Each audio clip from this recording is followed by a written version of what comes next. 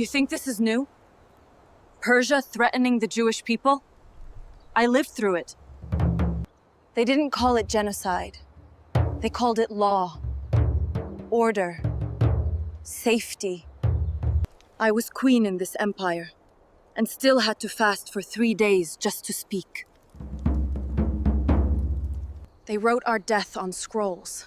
Now, it's screens, missiles, speeches.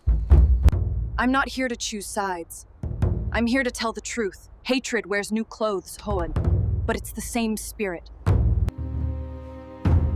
If you think this is just politics, you haven't prayed hard enough. They called me queen, but I didn't feel royal. I felt hidden, like I was waiting for someone to find out who I really was. Before the gold, before the banquet's fay, I was just a girl, an orphan, no name, no parents, just survival.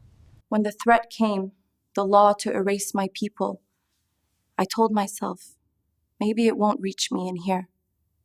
Palace walls don't save you from spiritual battles. They just make you comfortable enough to ignore them. If you're silent long enough, your crown starts to feel like a muzzle.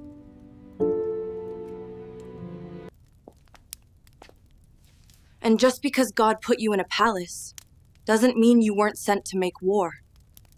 So here's the law. If you walk in uninvited to the king's court and he doesn't raise the gold scepter, you die. And guess what I did this morning?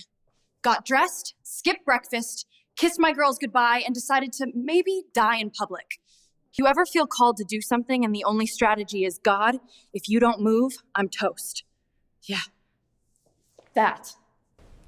This isn't bravery. This is obedience. When I ran out of excuses. Sometimes God won't part the sea until you step in. And sometimes he won't save you from danger, Kola, just through it.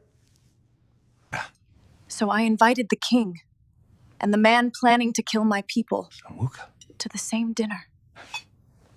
I call it diplomacy with a side of judgment. We're serving lamb, figs, and Haman's last free meal. See, the first dinner, I didn't say anything. Timing matters. And sometimes, so does letting your enemy get comfortable. Tomorrow I'll tell the king the truth. Who I am. What Haman did. And how silence almost let it happen. When God puts you in a room with power, don't waste the seat. I didn't come here to drink wine. I came to end a death sentence. I told the king that someone was trying to kill me and my people. He asked, who? And I pointed, Haman. You don't always need a sword to destroy an enemy. Sometimes, all it takes is truth. Said out loud. I was terrified. But not paralyzed. And now, he's gone. And my people, still here. Evil loves silence. But heaven moves when someone finally speaks.